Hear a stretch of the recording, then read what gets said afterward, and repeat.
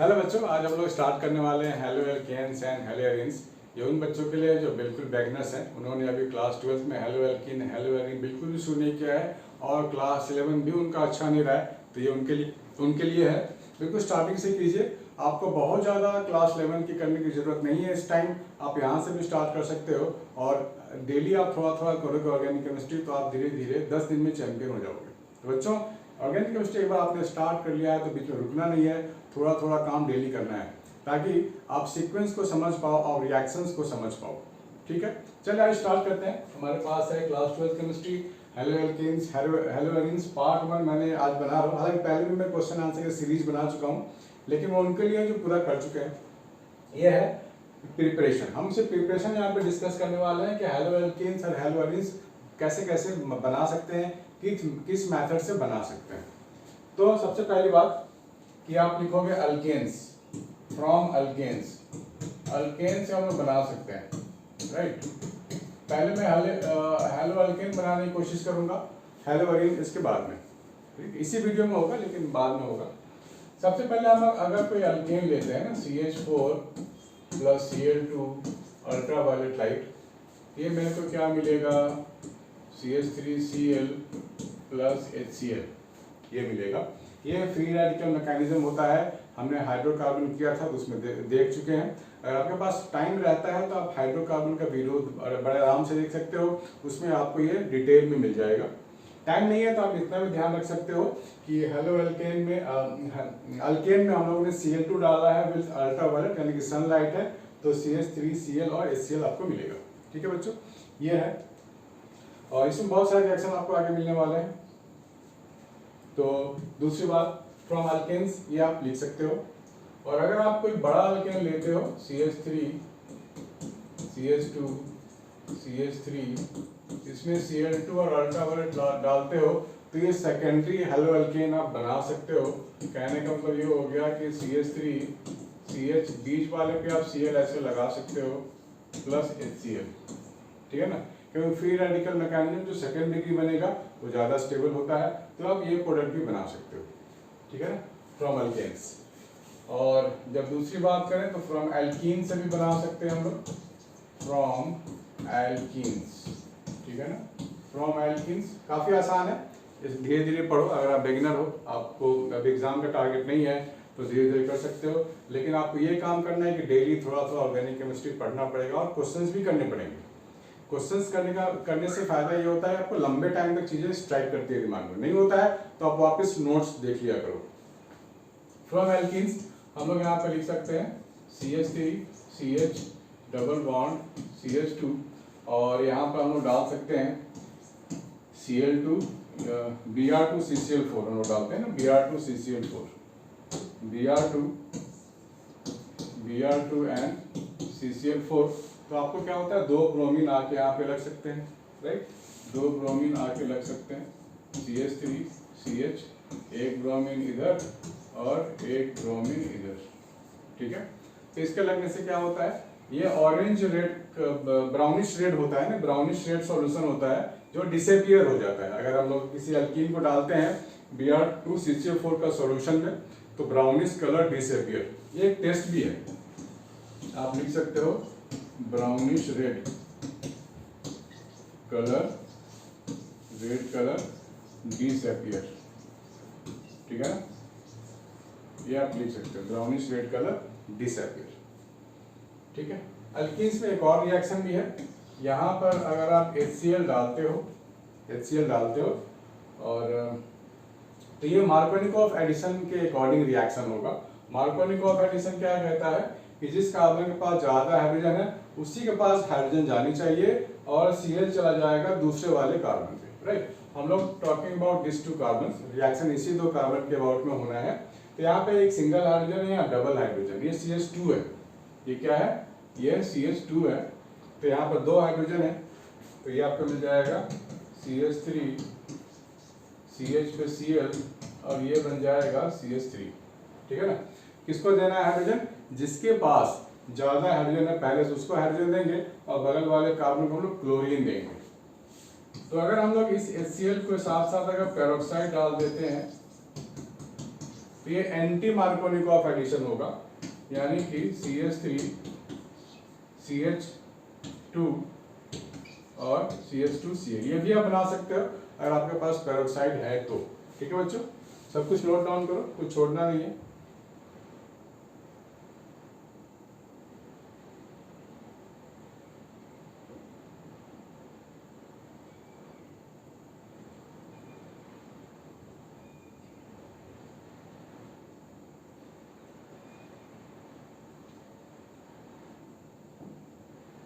बढ़िया, तो हम जब स्टार्ट करेंगे तो हम यहाँ पे देख सकते हैं ये हेलो एल्केन आपका बन चुका है। ठीक है, तो इस मेथड को भूलना नहीं है। बहुत सारे मेथड आप सीखने वाले हो आज, लेकिन भूलना एक भी नहीं है, भूल गए तो क्या फायदा। ठीक है ना, चलो अच्छी बात है।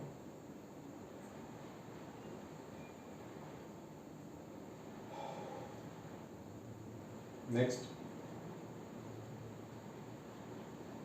ठीक है, ब्राउनिश शेड हो गया। आगे बढ़ते हैं थर्ड मेथड की तरफ।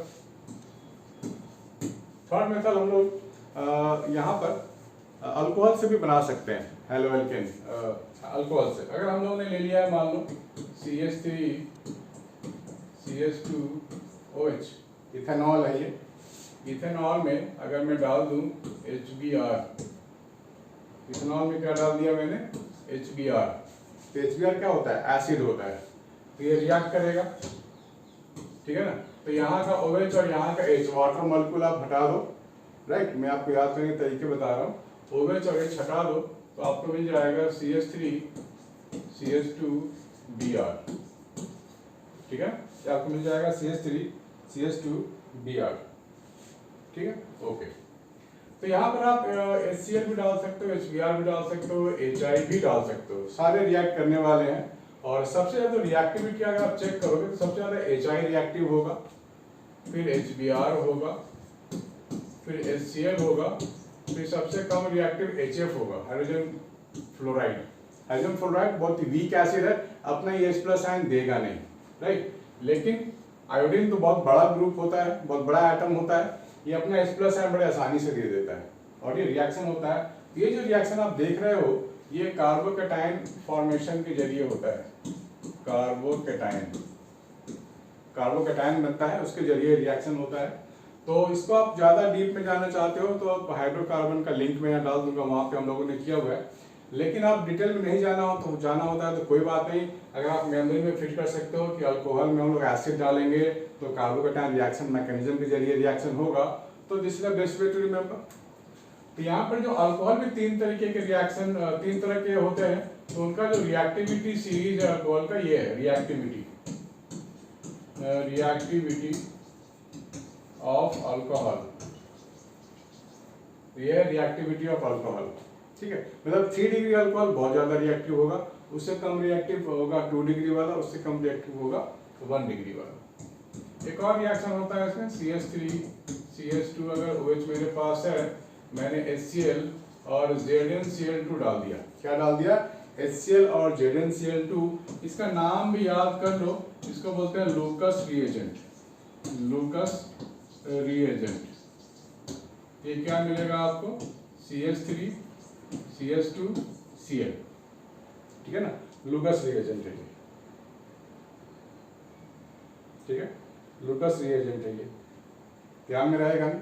ओके, और भी मेथड है इसके। अगर आप SO2 डालते हो, थायोनील क्लोराइड, अल्कोहल में CH3 CH2OH, आप क्या डालते हो, SO2Cl, थायोनील क्लोराइड बोलते हैं ना इसको।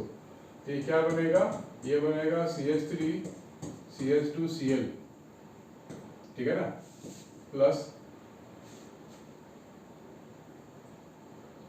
ठीक है, प्लस SO2 यहाँ से अलग हो जाएगा और HCl अलग हो जाएगा, SO2 अलग हो जाएगा और HCl भी अलग हो जाएगा।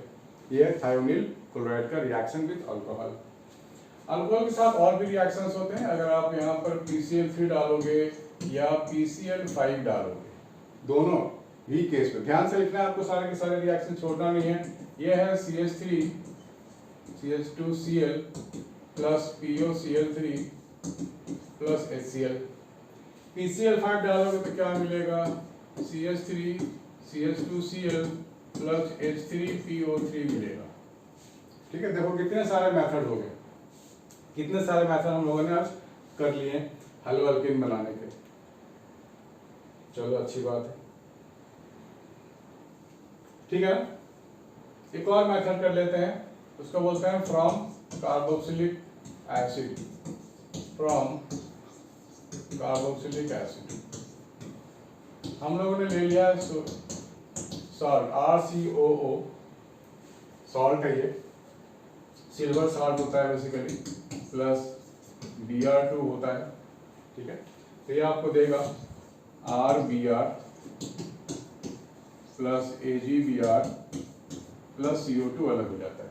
ठीक है, ये सारे रिएक्शंस आपको मिल रहे हैं। तो हम लोग देखो कितना प्रोसेस सीख लिया हम लोगों ने। और भी रिएक्शंस होते हैं, फिनकेल्स्टीन रिएक्शन भी होते हैं, वो सब भी मैं आपको बताने वाला हूँ।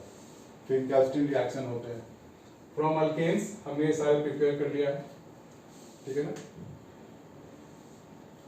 यहाँ तक है, इसको नोट कर लो फिर आगे बढ़ते हैं। ठीक है बच्चों, यहाँ तक लिख लिया आप लोगों ने। इसके बाद एक नेम रिएक्शन है, उसको बोलते हैं फिनकेल्स्टीन रिएक्शन। वहाँ पे हाइड्रोजन एक्सचेंज बेसिकली होता है, तो ये थोड़ा सा इंफीरियर क्वालिटी हम कह सकते हैं कि हेलोअल्केन बनाने के लिए, लेकिन नेम रिएक्शन है तो सीबीसी के लिए बड़ा इंपॉर्टेंट है। फिनकेल्स्टीन रिएक्शन, फिनकेल्स्टीन रिएक्शन, फिनकेल्स्टीन रिएक्शन। ये इसमें क्या होता है कि आपको पहले से एक अल्काइल हैलाइड होगा, इसमें डालोगे आप सोडियम आयोडाइड, पहले से अल्काइल हैलाइड होगा, इसमें आप डालोगे सोडियम आयोडाइड और एसीटोन, इसमें एसीटोन डालोगे तो R और I आपको अलग मिल जाएगा, RI प्लस ये हो जाएगा NaX क्या है, ये NaX है। तो ये हाइड्रोजन एक्सचेंज आप कह सकते हो, प्रिपरेशन हम इसको नहीं कह सकते। ठीक है, इसके बाद हम लोग प्रिपेयर करने वाले हैं हेलोअरीन्स। ठीक है, हेलोअरीन्स आपको ध्यान से देखना है कि इसको बनाएंगे कैसे। आपको लेना है पहले बेंजीन, ठीक है, इसमें Cl2 डालनी है in the presence of Lewis acid AlCl3 क्या है, लुईस एसिड है। ये क्या करता है, ये Cl+ यानी कि ये इलेक्ट्रोफाइल देता है, सप्लाई करता है किसको, बेंजीन को। देखो बेंजीन में क्या होता है, बेसिकली बेंजीन में होता है इलेक्ट्रोफिलिक सब्स्टिट्यूशन रिएक्शन। जनरली क्या होता है, इलेक्ट्रोफिलिक सब्स्टिट्यूशन। देखो बेंजीन में क्या है, डबल सिंगल बॉन्ड है। बेंजीन में क्या है, डबल सिंगल बॉन्ड है ना, डबल फिर सिंगल फिर डबल फिर सिंगल फिर डबल, ऐसा। तो जहां डबल बॉन्ड होते हैं वहां पर एक पाई बॉन्ड होता है, एक सिग्मा बॉन्ड होता है। पाई बॉन्ड कैसा है, लूजली हेल्ड बॉन्ड है, वो तुरंत अटैक करने को तैयार रहता है। तो जैसे इलेक्ट्रोफाइल मिलेगा, जैसे ही कोई इलेक्ट्रोफाइल मिलेगा, ये अटैक करने की कोशिश करेगा और यहाँ पे हाइड्रोजन को हटना पड़ेगा और इलेक्ट्रोफाइल जाकर वहाँ सब्स्टिट्यूट हो जाएगा, यही होता है। तो यही काम यहाँ भी होगा। ये क्या करेगा, Cl बॉन्ड Cl है आपके पास और AlCl3 है ये, तो ये लुईस एसिड है, इलेक्ट्रॉन डेफिशिएंट है ये AlCl3, ऑक्टेट नहीं है इसके पास। ये बोलेगा भाई मुझे थोड़ा सा इलेक्ट्रॉन दे दो, मुझे थोड़ा इलेक्ट्रॉन दे दो, उसके लिए एक Cl के पास जाएगा, तो ये Cl अपने बॉन्ड लेके चला जाएगा, तो ये वाला जो Cl है बेचारा बॉन्ड इलेक्ट्रॉन डेफिशिएंट हो जाएगा और आपको मिल जाएगा Cl+।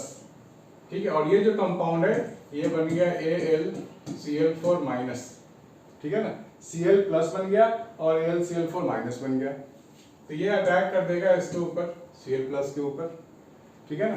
तो क्या बनेगा, ध्यान से देखना है आपको। ये Cl यहाँ पे अटैक हो गया, यहाँ का हाइड्रोजन का एक्सपोज कर दो, यहाँ का एक डबल बॉन्ड है ना, वो चला गया Cl के पास ऐसे, ठीक है, Cl के पास बॉन्डिंग हो चुकी है, लेकिन जो बेंजीन के अंदर का स्ट्रक्चर था ना, वो थोड़ा डिस्टॉर्ट हो गया, खराब हो गया। हम लोगों ने एरोमेटिसिटी पढ़ाई करी थी हाइड्रोकार्बन में, तो उसके अकॉर्डिंग देखा जाए कि अनस्टेबल हो गया, ये अब एरोमेटिक नहीं रहा, इसके पास हाई एनर्जी कंपाउंड बन गया। ये अपनी एनर्जी को लो करना चाहेगा, अपनी स्टेबिलिटी को वापस लाना चाहेगा, तो उसके लिए क्या करेगा, ये जो AlCl4- है ना, इसको बोलेगा भाई ये हाइड्रोजन यहाँ से ले जाओ, तो मैं जान छूटे और ये वाला बॉन्ड अंदर वापस आ जाए तो वापस बेंजीन को बहुत राहत मिलेगी, वापस बेंजीन के पास स्टेबिलिटी आएगी। तो ऐसा ही होता है बिल्कुल। और यहाँ पर डबल सिंगल आपको मिल गया और ये क्लोरोबेंजीन बन गया, ठीक है। और यहाँ से AlCl4 टूट जाता है, बिल्कुल टूट करके वापिस से HCl बनता है और AlCl3 रिकवर हो जाता है, ठीक है। तो आप मैकेनिज्म नहीं समझने की जगह आप रिएक्शन देख सकते हो कि Cl2 डालेंगे AlCl3 डालेंगे तो क्या बनेगा, क्लोरोबेंजीन बनेगा और HCl बनेगा। आप इसको शॉर्ट में भी समझ सकते हो, ठीक है। क्या क्या किया हम लोग ने, Cl2 डाला AlCl3 डाला और बेंजीन पे Cl आके लग गया ना, दिस इज योर HCl। अब बोलोगे सर ब्रोमीन कैसे लगाएंगे, तो कोई बात नहीं, ब्रोमीन भी आप लगा सकते हो। आप क्या करोगे, यहाँ पर ले लोगे Br2 और FeBr3, ठीक है, FeBr3 तो आपको मिल जाएगा ब्रोमोबेंजीन, आपको मिल जाएगा ये ब्रोमोबेंजीन, ठीक है ना। कुछ मेथड और है हेलोएरिन्स के लिए, वो भी मैं आपको बता देता हूँ। तो हेलोएरिन बनाने के लिए अगर आप एनिलीन का जुगाड़ कर लेते हो तो बहुत अच्छी बात है। एनिलीन क्या होता है, बेंजीन पे NH2। ये मैं स्टार्टिंग पॉइंट लेके बता रहा हूँ, यहाँ से आप स्टार्ट कर सकते हो, NCERT में भी आपको यही मिलेगा। इससे आप क्या करोगे, इसको आप NaNO2 डालोगे, HCl डालोगे और 0 to 5 डिग्री सेल्सियस डालोगे, तो ये आपको मिल जाएगा N2Cl। N2Cl मिल गया ना, यानी कि बेंजीन डाइजोनियम क्लोराइड मिल गया। ये बहुत काम की चीज़ है। इसमें अगर मैं डाल दूं CuCl, ये क्लोरोबेंजीन बन जाएगा, ठीक है ना। इसमें मैं अगर डाल दूं CuBr तो ये ब्रोमोबेंजीन बन जाएगा। इसमें अगर आप डाल दोगे Ki तो ये आयोडोबेंजीन बन जाएगा, ठीक है ना। इसमें आप डाल दोगे अगर HbF4 तो ये फ्लोरोबेंजीन भी बन जाएगा, ठीक है ना, ये फ्लोरोबेंजीन भी बन जाएगा। ये सारे रिएक्शंस है जो प्रिपरेशंस है। तो आप ध्यान से लिखो, ध्यान से समझो, इसको 2-4 बार लिख लो, 8-10 बार पढ़ लो, तो ये आज के आज ही खत्म कर लो, कि प्रिपरेशन का पोर्शन आपका खत्म। दूसरे में हम लोग फिजिकल प्रॉपर्टीज देख लेंगे और कुछ रिएक्शन मैकेनिज्म पढ़ेंगे, जैसे SN1 मैकेनिज्म क्या होता है, SN2 मैकेनिज्म क्या होता है, ये मैं दूसरे वीडियो में डालूंगा। फिर तीसरे में डालूंगा इसका फिजिकल प्रॉपर्टीज और केमिकल प्रॉपर्टीज एक साथ।